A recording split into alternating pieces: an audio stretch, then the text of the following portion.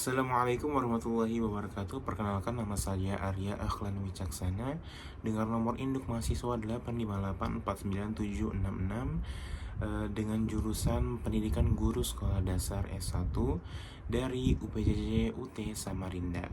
Kali ini saya akan melakukan tugas proyek video filsafat ilmu dengan judul Pilar-pilar pendidikan dan relevansinya di era digital. Oke.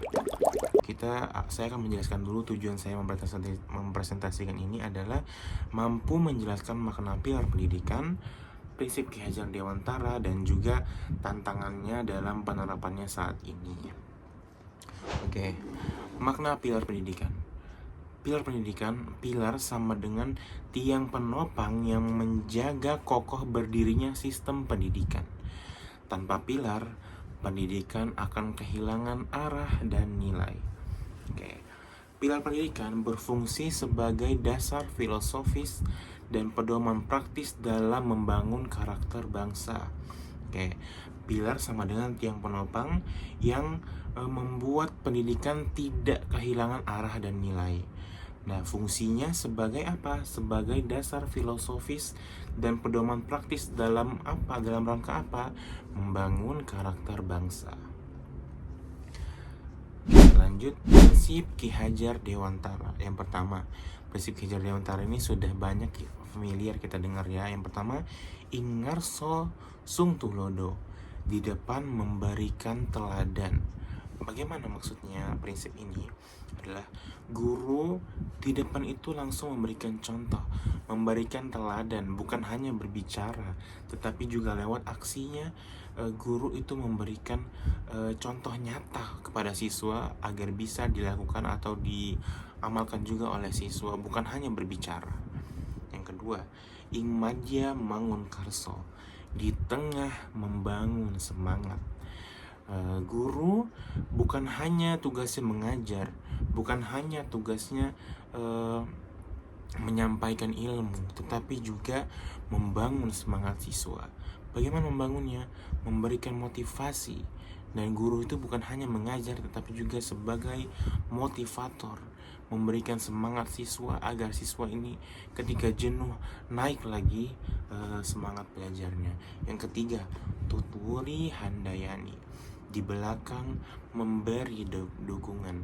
Guru bukan hanya mengajar, guru bukan hanya sebagai motivator, tetapi juga sebagai fasilitator yang memfasilitasi siswa bagaimana arah ke depannya, memberikan arah-arah bakatnya ini harus disalurkan lewat apa, dan bakat-bakatnya ini arahnya kemana. Itu guru sebagai fasilitator. 3 prinsip ini, yaitu tadi Ingarso Sung Tulodo, Ing Madya Mangun Karso, Tutwuri Handayani, menegaskan peran pendidik itu sebagai tauladan, sebagai motivator, dan juga sebagai fasilitator untuk siswa. Oke, kita lanjut. Relevansinya di era digital. Yang pertama, pembelajaran daring.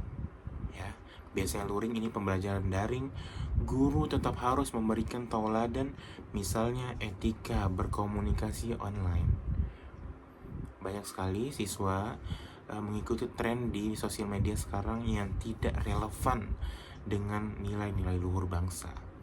Itu guru harus memberikan tauladan, bukan hanya menyampaikan saja, tetapi juga harus menyampaikan tauladan. Lanjut, literasi digital. Pilar pendidikan membantu siswa memilah informasi yang benar dan bermanfaat. Guru sebagai fasilitator, guru menyampaikan atau membantu siswa untuk memilah informasi yang baik dan bermanfaat bagi siswa. Oke, lanjut. Karakter peserta didik. Tantangan muncul dari budaya instan dan distraksi media sosial. Siswa di sekolah dasar atau di SD itu pemikirannya hanya untuk misal senang-senang, happy-happy atau lucu-lucuan.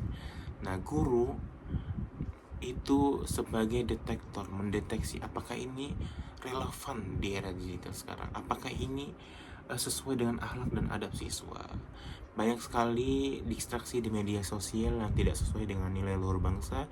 Nah, guru sebagai detektor dan juga motivator membantu siswa untuk memilah informasi yang benar dan juga bermanfaat. Lanjut. Peran guru tidak hanya mengajar tetapi juga membimbing penggunaan teknologi secara bijak untuk siswa. Oke, lanjut tantangan dan analisis. Yang pertama, teladan di ruang digital. Guru harus konsisten menjaga integritas meski interaksi lewat layar. Nah, guru menyampaikan bagaimana akhlak kita ketika bersama yang lebih tua, bagaimana akhlak yang muda ketika sama yang lebih tua, bagaimana yang tua ketika sama yang muda. Yang muda bersama yang tua harus saling menghormati, dan yang tua ke yang muda harus saling menyayangi, seperti itu. Dan guru membangun teladan, bukan hanya berbicara tetapi juga memberikan contoh, langsung beraksi, karena anak-anak itu cenderung melihat atau mencontoh apa yang dia lihat secara nyata dibanding dia mendengar masukan atau penyampaian dari guru tersebut. Oke, yang kedua, membangun semangat. Sulit menjaga motivasi siswa dalam kelas daring, perlu inovasi metode. Bagaimana sih inovasi metodenya agar siswa nih ketika jenuh semangatnya naik lagi, membara lagi untuk menuntut ilmu? Yang pertama, guru mengadakan games yang menyenangkan. Ada games-games itu yang terkesannya tidak seperti belajar ya, tetapi itu sebenarnya ada ilmu di situ, ada wawasan yang bisa kita gali di situ. Nah, itu banyak ya di website gratis, itu guru bisa berkreasi dan berinovasi di situ. Lanjut, yang ketiga, guru memberikan dorongan dari belakang. Nah, yang di sini orang tua dan guru harus aktif memberi dukungan agar siswa ini tidak merasa sendirian. Agar siswa tidak putus asa, maka guru dan juga orang tua di rumah harus bekerja sama agar siswa ini semangat dan tahu ini arah bakatnya kemana. Refleksi dan solusi.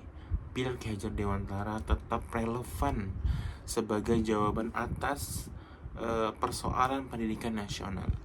Yang pertama, krisis karakter, teladan nyata dari guru. Banyak guru-guru yang tugasnya hanya mengajar, tapi tidak memberikan teladan nyata kepada siswa, hanya menyampaikan tetapi tidak melakukan. Ini adalah krisis karakter. Yang kedua, rendahnya literasi digital. Semangat membangun budaya belajar kritis, ini sangat minim sekali. Lanjut, kesenjangan akses teknologi. Dorongan kolaborasi antara sekolah, keluarga, dan pemerintah. Mungkin kalau daerah sini kesenjangan akses teknologi itu sangat minim. Tapi kalau di daerah-daerah pelosok itu banyak sekali yang masih terkenal dengan internet ataupun dengan perangkat yang sulit. Nah, ini tidak bisa kita anggap remeh, karena semua anak di Indonesia harus mendapatkan pendidikan yang setara dan pendidikan yang layak, seperti itu. Nah, kesimpulannya, dengan pilar pendidikan kita bisa menyeimbangkan kemajuan teknologi dengan nilai-nilai luhur bangsa. Kurang lebih penjelasan dari saya seperti itu. Terima kasih. Wassalamualaikum warahmatullahi wabarakatuh.